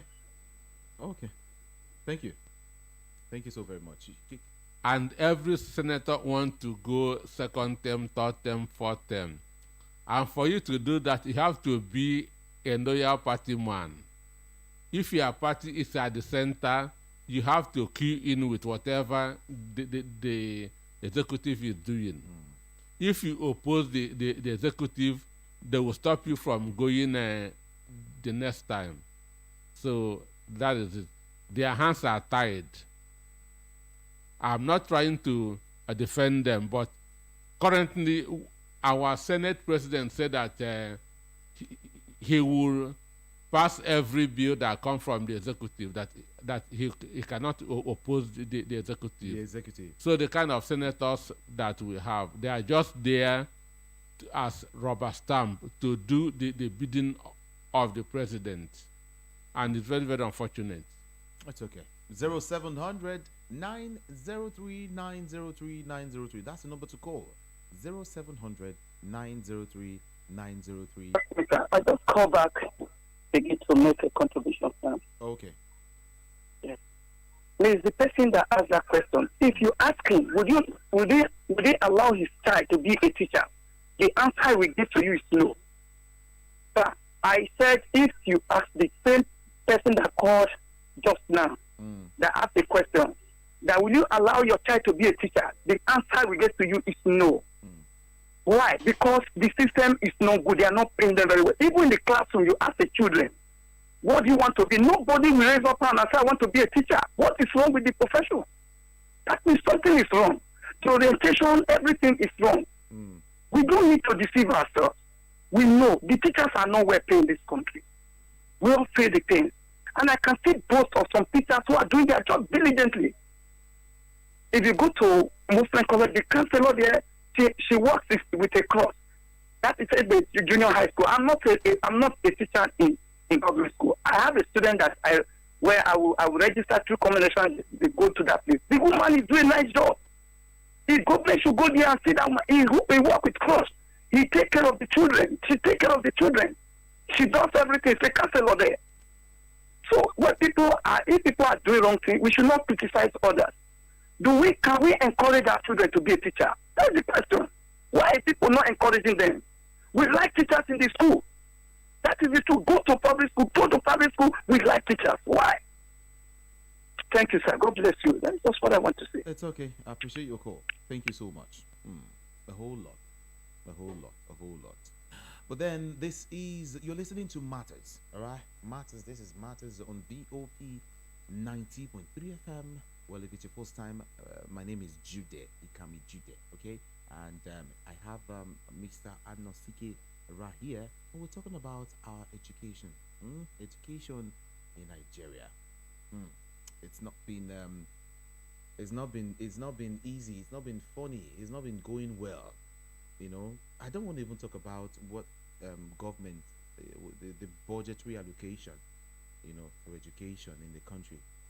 2022's budget is the lowest so far. That's about 5.39%, the lowest so far.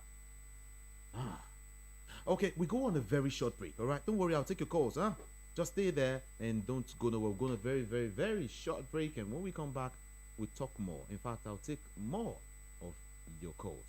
Stay there, don't go nowhere.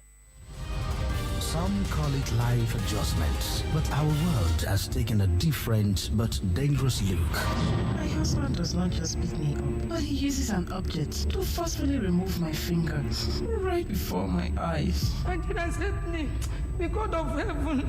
Oh, what God to my rescue? With happenings that are alien to the human race. I was in prison for 39 years for a crime I did not commit. Since I clocked the age of 9, I have always been raped by my father, and now I am 18, and I still battle with him. Unthinkable, unimaginable, and very unfriendly acts have been recorded in every sphere of human existence. Join Jude, Ikame Jude, on Matters, weekdays, noon to 3 p.m. on VOP 90.3 FM.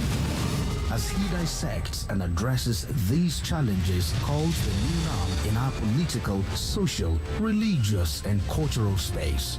But then, are you comfortable with this new norm? Be part of this conversation because your opinion matters.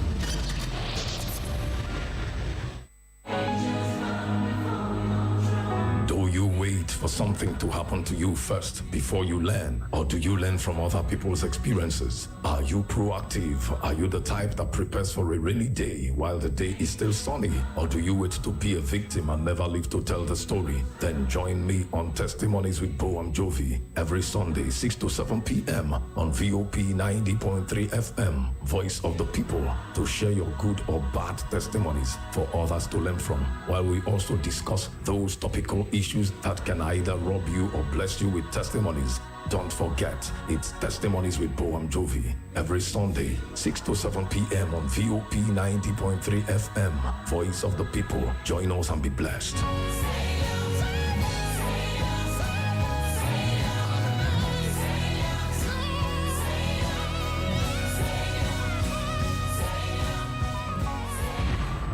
Some call it life adjustments, but our world has taken a different but dangerous look. My husband does not just beat me up, but he uses an object to forcefully remove my finger right before my eyes. Nigeria help me. The God of heaven.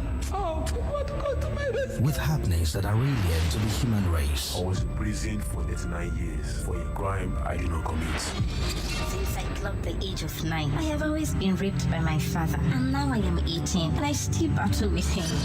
Unthinkable, unimaginable, and very unfriendly acts have been recorded in every sphere of human existence. Join Jude Ikame Jude on Matters, weekdays, noon to 3 p.m. on VOP 90.3 FM. As he dissects and addresses these challenges called the new norm in our political, social, religious, and cultural space. But then, are you comfortable with this new norm? Be part of this conversation because your opinion matters.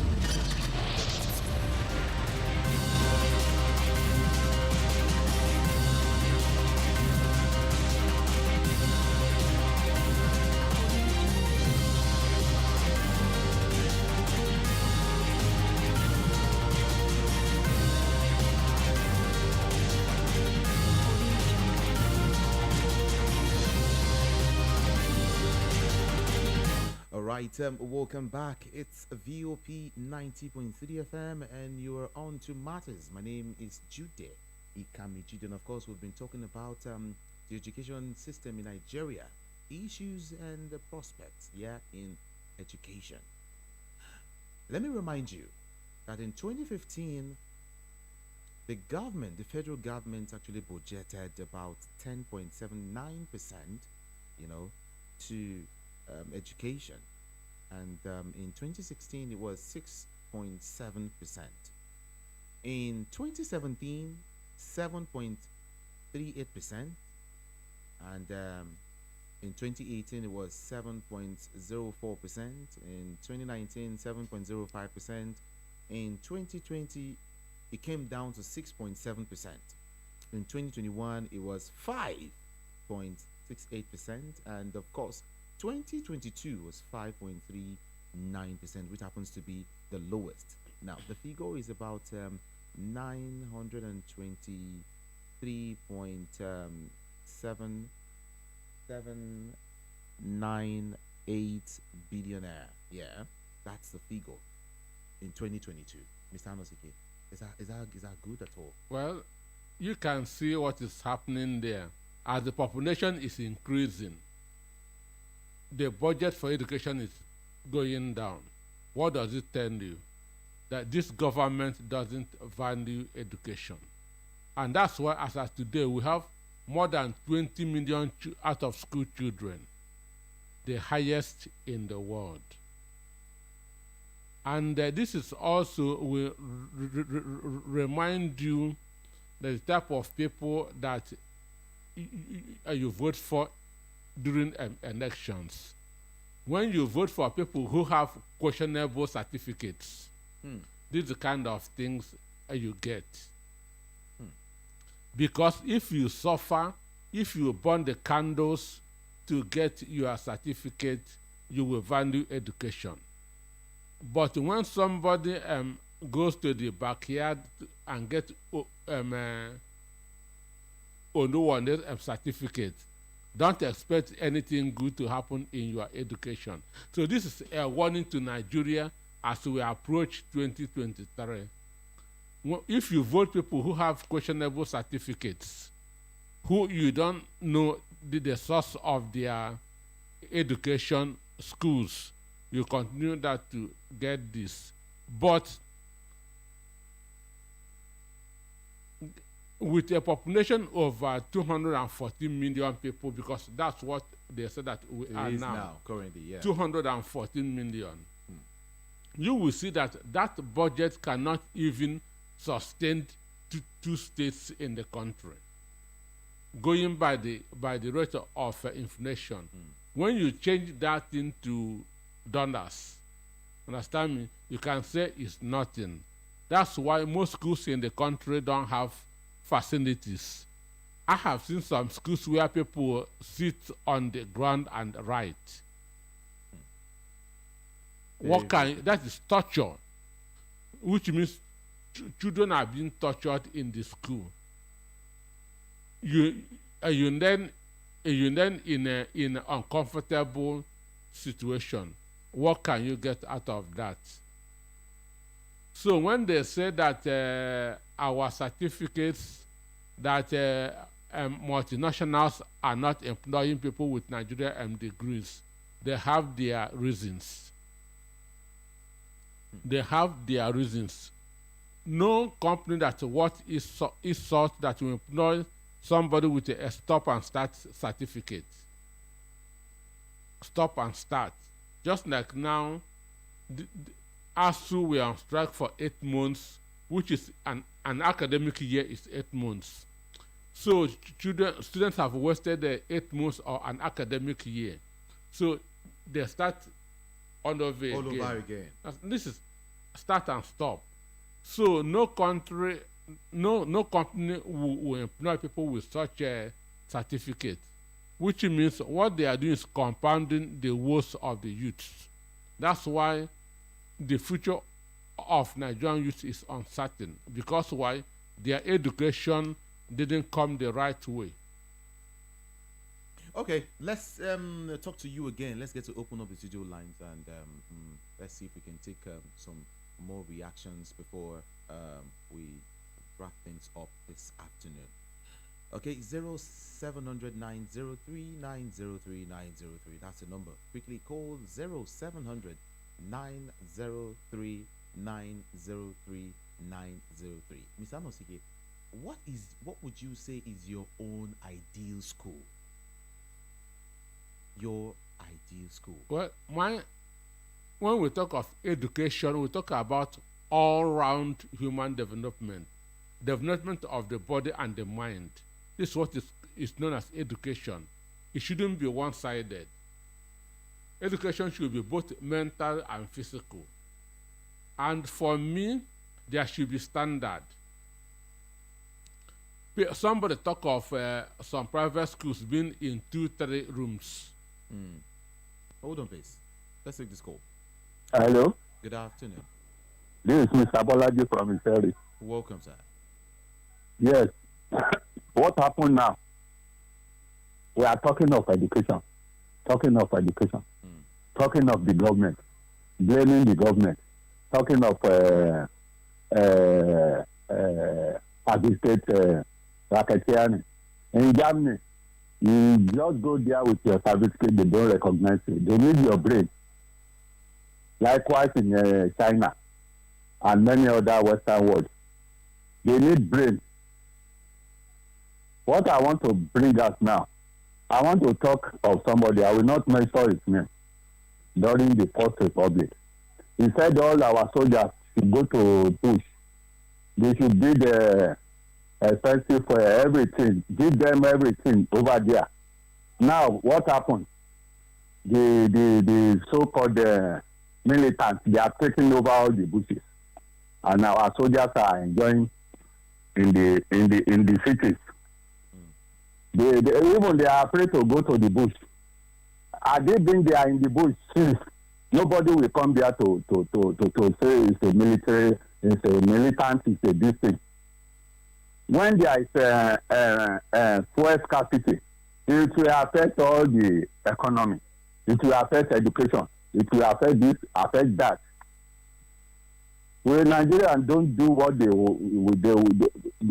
don't stand on foundation that will last. The street now, they are killing all our farmers in the bush. Are they been there? Our soldiers are in the bush. Who will come to terrorize the farmer? And when the farmers are not there, it's affecting all our economy. They are killing the farmers. Our naira is falling down. When our naira is falling down, it will affect all other economy. It will affect we are talking about education now. It affects it. It will affect all other economy. That is what is worrying us. Don't just let us talk about education. Thank you so much. Thank you so very much. Yes. Yeah. Okay. Yeah. Yeah. You were saying something. Yeah. Your ideal school. Okay, I say that education, the philosophy behind education is all-round development, the development of body and the mind. So I would suggest that there should be a standard for both those in the private schools. Standard, it should, there should be the standard by I mean where they will have sports facilities and educational facilities. Okay. Now, talking about full development, the development of the body and the mind. And none should take more precedent than the other. The students that calls that all they are doing is writing. Because why? They don't have the room for physical developments. And as I said earlier, in my secondary school, the Ezinwa brothers that represented Nigeria were discovered during inter-house sports.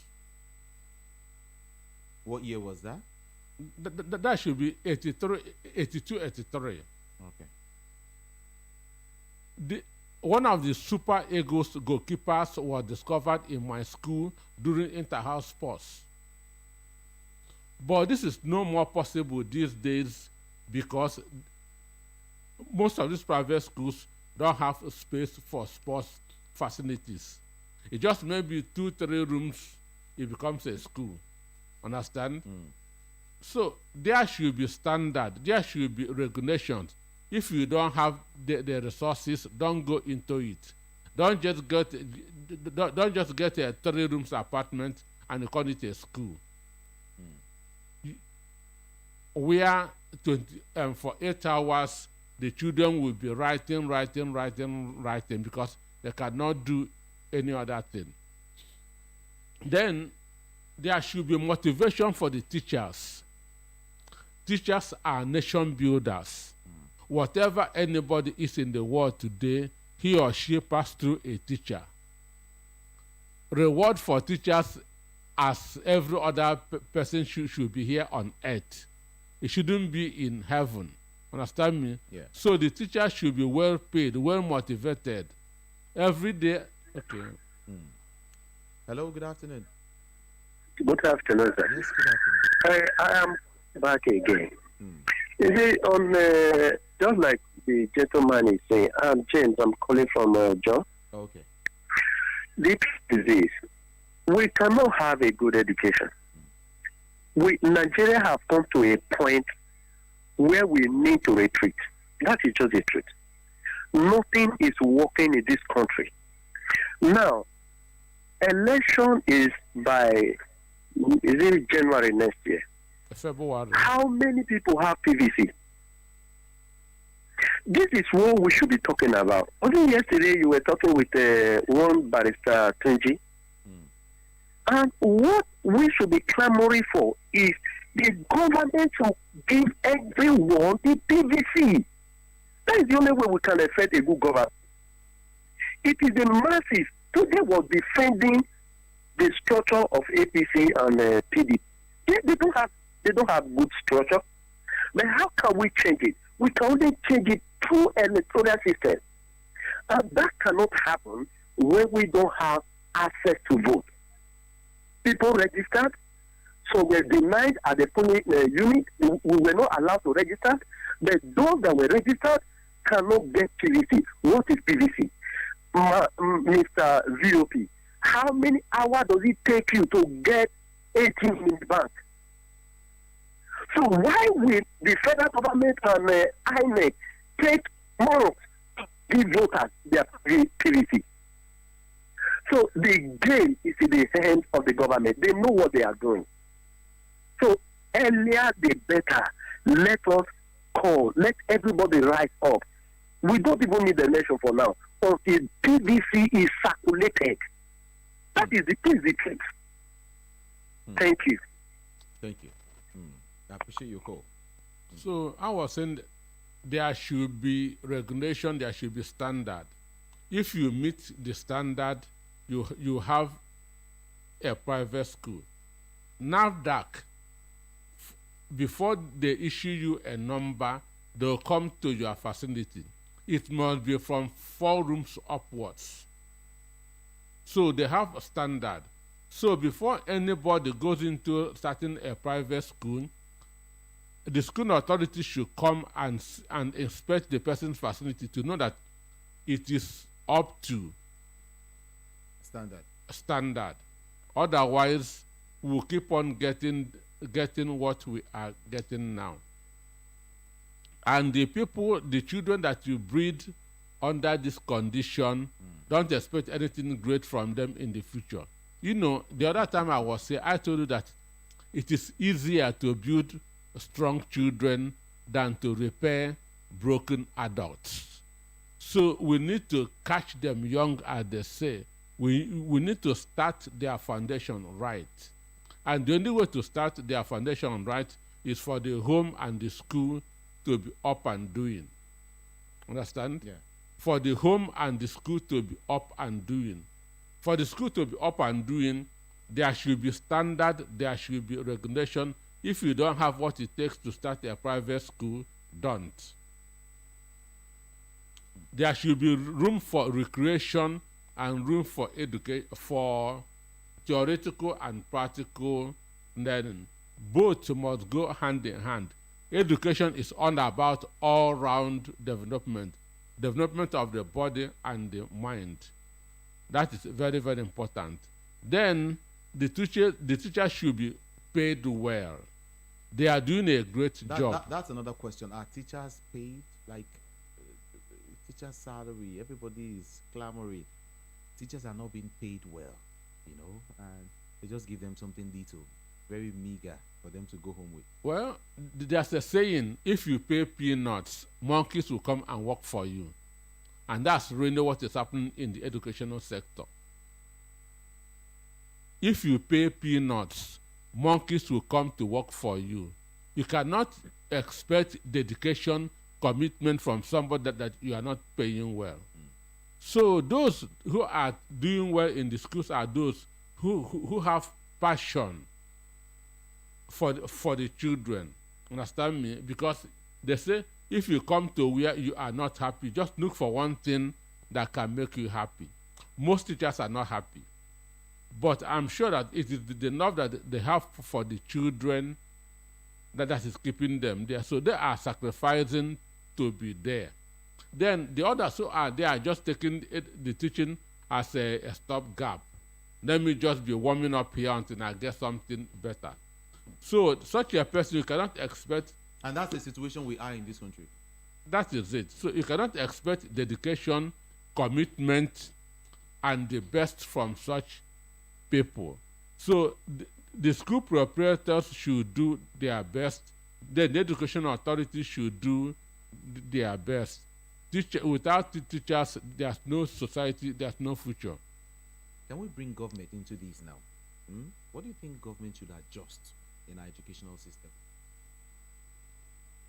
The first thing is the curriculum is not up to date. There should be political will to implement what is in the document. Political way? Will. Okay. To implement what is in the document. This is very, very important. They should make sure that the equipment required for grooming students are there. This is important. Now we are in a digital economy. Information is coming out on a daily basis. Technological breakthroughs are coming. So the schools should be equipped for the children to be getting the best of the developments. Then the teachers who are giving this education should be well paid. I feel that you cannot even pay a teacher. The only thing that you can do is to compensate him for his work. But then, is there any way government can enforce good payment in private school? No, but they can regulate it. They can set up a standard. Okay. They can set up a standard that the minimum wage for teachers in primary school should be so. Understand me? You can enforce a minimum wage regulation which they must abide. If you don't abide by it, then you'll be put out of business. Okay. In the private school, most schools pay peanuts, and they expect the best from the teachers. It's not possible. There's no way somebody who is thinking of where his next meal will come from will bring out his or her best. For you to bring out your best, every other conditions must be at least halfway met. Understand me? And this is also affecting the quality of education. All right. Thank you so very much, Mr. Anosike. It's been Matters on VOP 90.3 FM. We've been talking about the education system in Nigeria. Yeah. Educational system in Nigeria, the problems, and of course the prospects. And earlier I said something. I said that the national policy on education is legislative guidelines from the federal government that sets standards, procedures, and implementation plans that ensure educational development and delivery of qualitative education in Nigeria.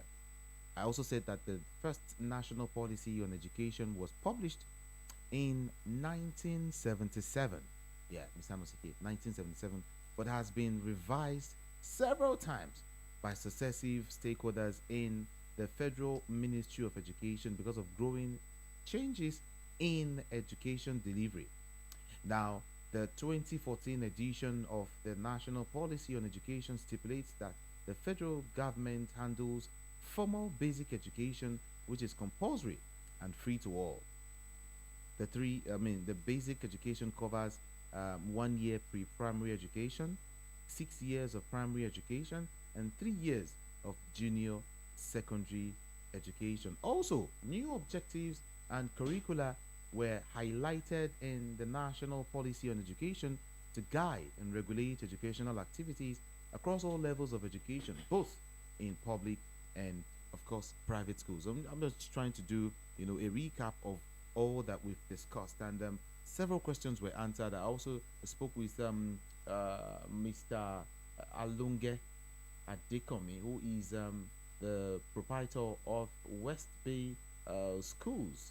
Yeah, and of course, hey, in case you don't know, we do this every weekday. Yeah, from 12:15 till 3 p.m. 12:15 till 3 p.m. every weekday. Right? Always stay there. And of course, we're streaming live. We're streaming live on all of our social media platforms. Of course, you can go drop your comment on YouTube. Just go there, check VOP 90.3 FM, VOP 90.3 FM, and of course, drop your comments there, and I will of course read it in real time. Before we go this beautiful afternoon, I just want to put up this before we go. Finally, before put up this question, Mr. Anosike, what would you advise parents to do to teach? Okay, let's start from the parents now. What would you advise parents to look into, to always do? Well, as regard upbringing, training, education. I want to repeat what I said before, that it is easier to raise strong children than to repair broken adults. And the Bible said, teach a child the way he or she should go, and when he grow up, he will not depart from it. So teaching, grooming starts from the parents. And the truth is that children do more of what their parents do than what their parents say. Okay. So, as a parent, you should know that children learn more by observation. That's the word. Children learn more by observation. Okay. So you cannot just be preaching and without practicing. So you should be practicing what you preach to your children. If you tell them don't do this, make sure that you don't do it. Do this, make sure that you are doing it. So, because children learn more by observation. That is for the parents. Then for the schools, for we to have balanced children, well-groomed children, there should be a collaboration between parents and the school. Okay. There should be relationship between teachers and parents. Teachers and parents. This is very, very important. Every teacher must know who is teaching his or her child. Every parent should have his or her child's teacher's number. Understand me? So if your child is in the school and the teacher has your number, if anything happens, he or she can call, excuse me, Mr. Jude, your child is not doing this or is doing that. So there should be a harmony, a relationship between the teacher and the parents. Then schools should make sure that they have the necessary facilities to promote education. The necessary facilities must be there. And as I said, education is the overall growth of both body and mind. It shouldn't be just right. There will also be do. And play. That's all round development. That's what school is all about. And there should also be free time for their brain to rest. When children go home, they should have at least two hours to rest before doing their homework. And for that to happen, they should have, you shouldn't give them 5-6 homework per day. It is too much. 5-6 homework, before they finish it, it will be time for them to go to bed. So teachers should be considerate. Just giving children 10 homework doesn't show that you are doing your distant work. You are not impressing parents by over giving homework. Some parents are enlightened. They know when teachers are doing well and when they are not doing well. So there should be collaboration between parents and the schools. That's why some schools do what they call do open day.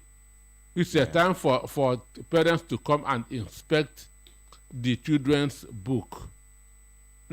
Most parents don't go for this open day. They don't go for it. Why? They are more busy chasing money. They don't do it. Some parents don't have their children's phone numbers. Okay. At least it's supposed, if the school bus is not taking your child to school, after about 10 to 20 minutes or 30 minutes that your child left home, you should call. Has my son gotten to the school? You track your children movement to know whether they're actually going to the school or this is not. So these are the ways to train these children. But it should be a job of the parents and the teachers. That's the way we can grow up the society. Then government will now do the fatherly role. By making sure that if it's in the public school, that the facilities are there to promote education, that the environment is conducive. Because where there's no water, no electricity, no chairs, how can school function? So those facilities, those amenities are supposed to be there. And this is the role of government. Thank you. When children are comfortable, they are in a good environment, they will learn more. Thank you. Yeah. Thank you so very much, Mr. Peter Anosike. It's always good to have you in the studio. Always good to have you in the studio. I appreciate you. Thank you so very much. Thank you, yeah. All right. In case you don't know, he is a philosopher. He is a researcher. He is a development economist, a journalist, and a best-selling author. He is the founder of Ultimate Entrepreneurs Academy, an organization that trains students, workers, on how to become entrepreneurs. He is a public speaker and he is a mentor. Thank you so very much again for coming. I appreciate you. Thank you so much. Thank you so All much. right, it's time to go. Check your time now. It's really, really time to say goodbye. We don't want to go, but we must go. Remember that song in school? We don't want to go, but we must go. Goodbye, our friends. Goodbye. Yes, let's wrap up on that note, okay? My name is Jude Ikami Jude. Thank you so much for all those who called, who were able to call in. Thank you. Thank you and thank you again. We'll see you on Monday by the special grace of Almighty God. We'll see you on Monday, okay? Just have fun and have a very, very beautiful weekend.